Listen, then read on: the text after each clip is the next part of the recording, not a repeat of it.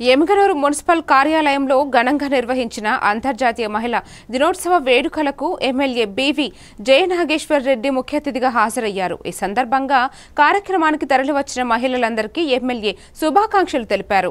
అనంతరం నియోజకవర్గంలో వివిధ విభాగాల్లో ఉత్తమ పనితీరు కనబరుస్తున్న మహిళలను ఎమ్మెల్యే సత్కరించారు. అందులో టీడీపీ కార్యకర్తలు దేవమ్మ, శంకరమ్మ, ఉప్పర పద్మ, తౌడే పద్మావతి, సరళ వరలక్ష్మి, కాజాబి, రంగమ్మ, హనుమతమ్మ, ఉమాదేవి, షేక్ రేష్మా, అమీనాబి, అన్నపూర్ణమ్మ ఎమ్మెల్యే సత్కరించారు.